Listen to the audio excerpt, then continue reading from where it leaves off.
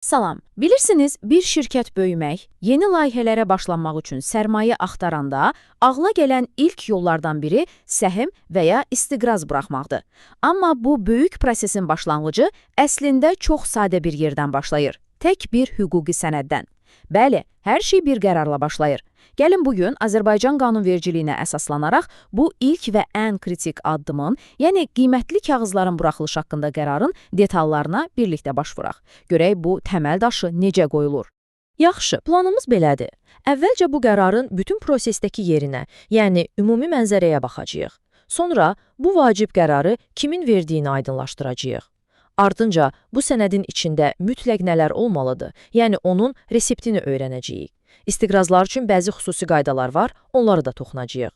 Və sonda bütün bu qaydaların əslində nə üçün bu qədər vacib olduğunu müzakirə edəcəyik. Gəlin işə böyük şəkli görməklə başlayaq. Qiymətli kağız buraxılışı uzun bir yoldur. Amma hər yol ilk addımla başlayır. Bax, bu qərarda məhz həmin o ilk və ən vacib addımdır. Ondan sonraki bütün proseslərin bünövrəsi məhz burada qoyulur. Elə isə əsas sual budur.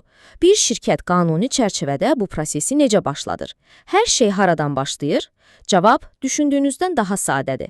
Hər şey tək bir rəsmi sənədlə buraxılış haqqında qərarla başlayır. Baxın, bu bütün prosesin, necə deyərlər, yol xəritəsidir.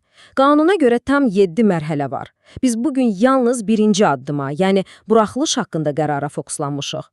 Bəs niyə? Çünki bu bir növ domino effektinin ilk daşıdır. Əgər bu ilk addım düzgün atılmazsa, qalan 6 mərhələnin heç biri baş tuta bilməz. Bütün o prospektlərin yazılması, Mərkəzi Bankda qeydiyyat, yerləşdirmə, hamısı məhz bu ilk qərardan asılıdır. Ona görə də bu qədər vacibdir. Yaxşı, bəs bu qədər fundamental bir qərarı şirkətdə kim qəbul edir? Maraqlıdır ki, bu hansı qiymətli kağızdan danışdığımıza görə dəyişir. Səhmlər üçün başqa, istiqrazlar üçün isə tamamilə başqa bir səlahiyyətli orqan var. Fərq həqiqətən də çox aydındır və tamamilə məntiqlidir. Düşünün, səhm nədir? Şirkətdə pay sahibi olmaq deməkdir. Buna görə də şirkətin sahiblik strukturunu dəyişən bu qərarı ancaq şirkətin sahibləri, yəni səhmdarların ümumi yığıncağı verə bilər. Amma istiqraz bir borcdur. Şirkətin borc alması ilə bağlı qərarı isə şirkətin öz daxili nizamnaməsi müəyyən edir. Bu, müşahidə şurası da ola bilər, direktorlar şurası da. Oldu. Qərarı kimi verdiyini bildik. İndi gəlin sənədin özünə, yəni onun məzmununa baxaq. Qanun bu sənədi boş buraxmır. Sanki bir yemək resepti kimi. İçində mütləq olmalı olan ingrediyentləri bir-bir sadalayır. Bu siyahıdakı heç bir bəndi ötürmək olmaz. Bu reseptə keçməzdən əvvəl gəlin bir əsas termini aydınlaşdıraq. Emitent. Bu sözü tez-tez eşidəcəksiniz.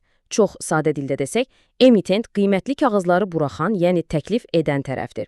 Bu bir şirkət, dövlət qurumu və ya hətta bələdiyyə də ola bilər. Bax, bu da bizim yoxlama siyahımızın ilk hissəsi. Fikir verin, burada kim, nə, harada və nə qədər suallarına cavab verilir. Emitentin adı, qərarın tarixi, hansı növ kağız olduğu, sayı, dəyəri. Bunlar investor üçün ən fundamental məlumatlardır. Amma sondakı bəndə diqqət edin, underwriter. Bu nədir və niyə məhz kütləvi təklifdə bu qədər vacibdir? Underwriter-i sadəcə bir vasitəçi kimi düşünməyin. O, daha çox prosesin uğuruna zəmanət verən bir mütəxəssisdir. Bu, qiymətli kağızların kütləyə, yəni geniş investor çevrəsinə satılmasını peşəkar şəkildə təşkil edən, qiyməti müəyyənləşdirən və bütün satış prosesini idarə edən ixtisaslaşmış investisiya şirkətidir. Siyahımızın ikinci yarısı isə daha çox necə və nə vaxt suallarına cavab verir. Qiymətli kağızlar necə satılacaq, hansı tarixlər arasında almaq mümkün olacaq, ödənişlər hansı qaydada həyata keçiriləcək. Bütün bu logistik detallar qeyri-müəyyənliyə aradan qaldırır. Və təbii ki, sonda qərarı verən orqanın adı və rəhbərinin mühürlü imzası ilə sənəd rəsmiləşir, hüquqi gücünü alır. Ümumi resepti gördük. Amma əgər buraxılan qiymətli kağız istiqrazdırsa, qanun deyir ki, dayanın, bura bir neçə vacib məlumat da əlavə etməlisiniz. Çünki istiqrazın mahiyyəti səhmdən fərqlidir. İstiqraz almaq şirkətə ortaq olmaq yox, ona borc vermək deməkdir. Siz kiməsə borc verəndə nəyi bilmək istəyirsiniz? Əlbəttə ki, pulunuzun aqibətini. Bax, qanun da məhz bu məntiqlə investorun tərəfində durur.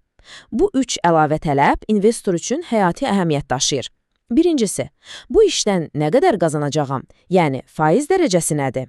İkincisi, birdən şirkət borcunu ödəyə bilməsə, mənim puluma bir təminat varmı? Və üçüncüsü, ən vacibi. Mən əsas məbləği və faizlərin nə vaxt, hansı tarixdə geri alacağam? Yaxşı, xeyli hüquqi detala nəzər saldıq. Bütün bu siyahılar, tələblər, imzalar bəlkə də kiməsə artıq bürokratiya kimi görünə bilər. Amma əslində, bütün bu detalların arxasında çox fundamental bir məqsəd dayanır. Bəs bu məqsəd nədir? Məsələnin kökü budur. Bu qaydalar sadəcə kağız parçası deyil, onlar maliyyə bazarının sağlam işləməsi üçün lazım olan etimadın özülüdür. Başqa cür desək, bu sərt qaydalar sayəsində siz bir investor olaraq pulunuzu hara yatırdığınızı dəqiq bilirsiniz. Bütün şərtlər əvvəlcədən bəlli olur. Bu, sizi sürprizlərdən qoruyur. Eyni zamanda bu qaydalara əməl edən şirkət, yəni emitent də, bazara mən etibarlıyam, mən qaydalarla oynayıram mesajını verir. Yəni, hər iki tərəf üçün də qazançlı bir vəziyyət yaranır. Sonda isə sizi bir düşüncə ilə baş-başa buraxmaq istərdim. Bütün bu sərt tənzimləmələr sizcə bazara daha çox investisiya cəlb edir, çünki etimad yaradır, yoxsa əksinə yeni və kiçik şirkətlərin kapitala çıxışını çətinləşdirən bir maneədir? Bu, maliyyə dünyasının əbədi suallarından biridir və bu ilk hüquqi addımı anlamaq həmin suala öz cavabınızı formalaşdırmaq üçün açardır. Diqqətiniz üçün təşəkkür edirəm.